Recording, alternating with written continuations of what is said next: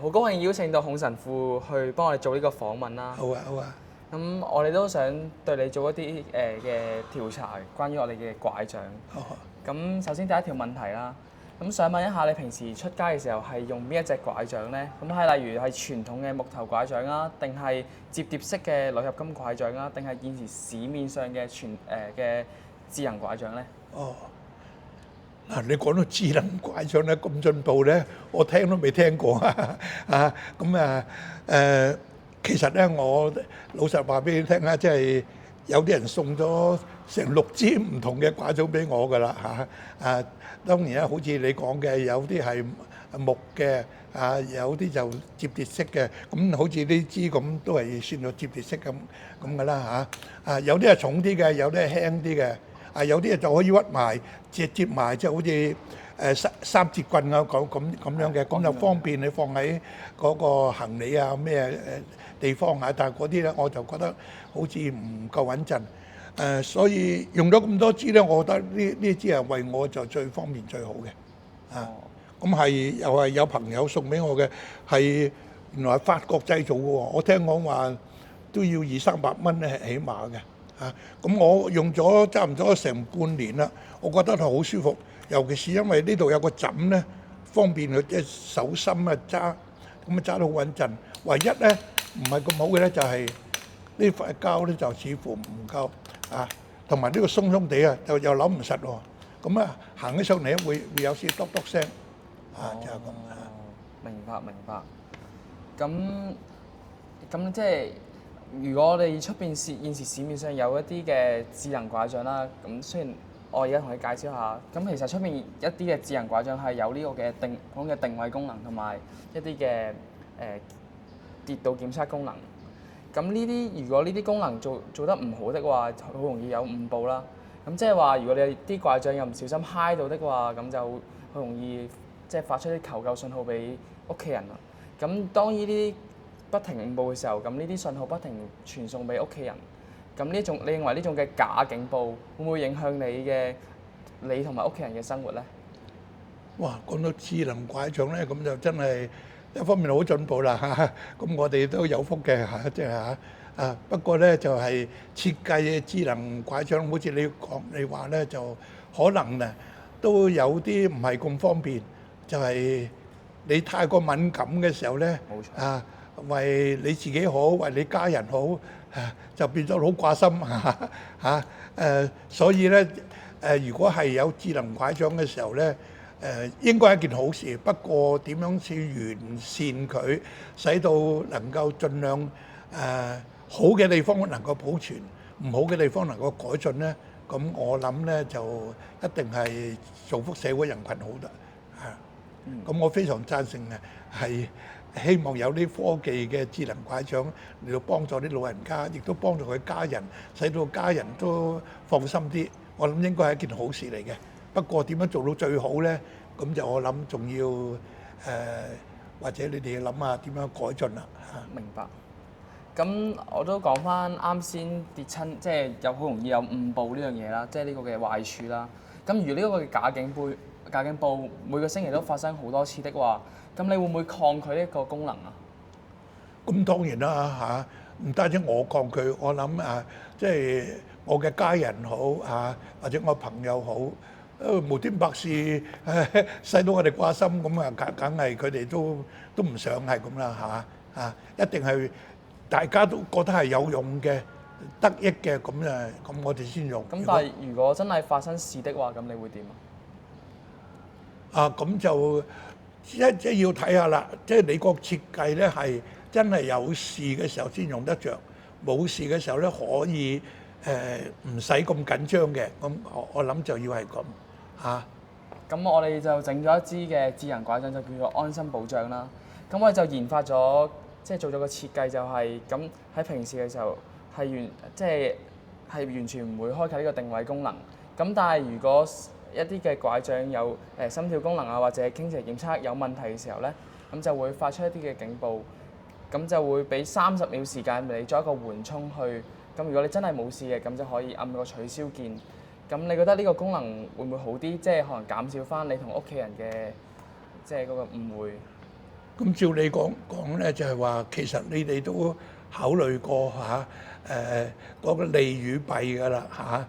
咁而家咧，你哋就話為咗避免即係不必唔需要嘅家人嘅掛慮啊等等咧，你哋就改良咗佢，淨係重要嘅時候、需要嘅時候咧，嗰個功能先會着啊。但係點樣先能夠使到個功能發揮效用咧？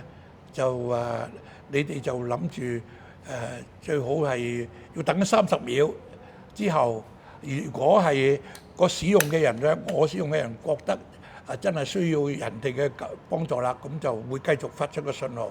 但係如果唔係咧，我覺得係呢啲係偶然間係我自己唔小心唔知放咗喺邊度，就使到咁啫。咁你即時刪咗佢，咁就使到咧屋企人咧唔使掛心。冇錯，係嘛？係。我諗應該係一件好事嚟嘅。咁我哋亦都首創咗呢個嘅3段式私隱啦。咁呢個3個模式總共就分為模式 A、模式 B 同埋模式 C。咁模式 A 嘅時候咧，喺平時係完全唔會開啟呢個定位功能嘅。咁單係啱先講嘅心跳啊或者傾斜檢測有異常嘅時候咧，就先會開啟嘅。咁將成個選擇權交翻俾使用者啦。咁模式 B 就係呢個嘅授權共享。咁屋企人就可以透過呢個嘅定位請求，可以問你可唔可以開俾佢啊？即係呢個定位。咁你都可以自行選擇開啟或者唔開啟嘅。咁但係如果30秒你冇回應啦，咁就會自動去 send 個定位俾佢咯。咁都係確保翻呢個嘅安全。咁模式 C 就係長期開啟啦。咁即係可能有啲長者係唔介意嘅，咁就會自動開啟啦。咁你覺得呢個嘅設計咁對比喺平時長期開啟嘅，咁對於長者嘅即係尊重，會唔會更加尊重佢嘅私隱咧？咁照你咁講咧，我諗即係第2式就比較係好啲啦嚇。即係你又可以有自主嘅權嚇。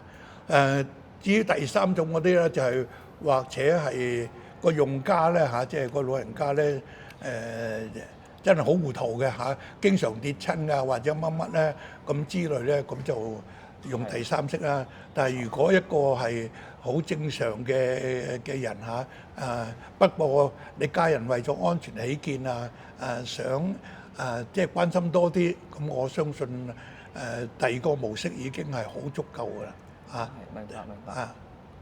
咁仲有條問題就係話，咁我哋咁其實我哋嘅智能拐杖喺呢度嘅底部都安裝咗一個嘅壓電模組啦。咁我哋就想透過長者每下一步路嘅動能，將佢轉化成為電能，可以令到嗰盞嘅 LED 燈着燈。咁你覺得呢一個嘅行為藝術可唔可以俾到更加多嘅動力俾長者出街，即係出多啲街，做多啲運動咧？應該係一件好事嚟嘅嚇。你話有少少壓縮有少少感覺，即係話高低有少少啦，即係唔係太多係嘛？如果太多就變咗好似唔穩陣啦嚇。我諗應該係一件好事嚟嘅。不過你話要燈會着燈之類咧，咁我淨係提議咧就係都要即係話尊重個長者嘅私隱啦嚇。有啲人唔想喺大街大巷嗰度成日，好似有啲細路哥着嗰啲鞋係咪成日閃光咁樣好似使人太過吸引人哋嘅注意力咧。咁有啲人唔中意咁嘅嚇。咁所以咧，我認為就算係有閃光等等咧，就盡量減到最低，就唔好點樣騷擾到，唔好使到第啲人咧太過吸引第啲人嘅注意力，使到用家咧亦都感覺到自己有啲私隱即係咁嚇。但係有少少嘅光我諗即係尤其是使到家人都能夠睇到佢喺度用緊或者之類咧，我相信係好嘅。但係凡事都係適可而止，就唔好過分。如果太過光、太過乜嘢咧，咁就好似喺度演嘢，唔知咩俾人哋睇到你支拐杖好特別喎，咁有時就未必係一件好事啊。明白。除非將來咧係差唔多已經係好普遍㗎啦嚇，個個都係用嗰種拐杖啦，咁嗰陣時咧或者就應該就或者冇問題。但係如果你尤其是你新開發嘅時候咧，我諗啲人普通人唔想太過突出即係。明白。咁都好多謝孔神父接受我哋嘅訪問啦。啊！多謝咁啊，恭喜你哋啦嚇！咁啊，希望啊，你哋成功啦嚇，同埋做出呢個咩拐杖叫做安心保障。安心保障嚇，幾好啊！咁啊，我諗咧，可能真係都會使到大家得益不淺嘅。如果係真係成功嘅説話啊，而且照我睇呢個開發應該唔會太過困難係嘛？唔會太過困難啊！但係咧就係好實用啊！我而家睇見喺街上邊咧，真係都好多老人家用拐杖，不同嘅拐杖都有啊！係。而且好似頭先我同大家講過嘅，你哋都要注意下呢個手枕咧。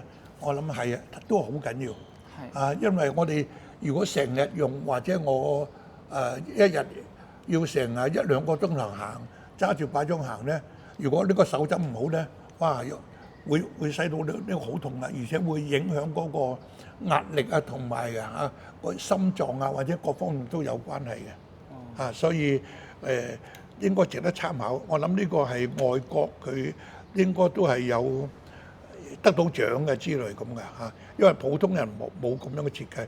你睇摸啊，佢有軟軟地嘅喎，又唔係硬嘅喎，係嘛？多謝晒孔神父。OK，恭喜你。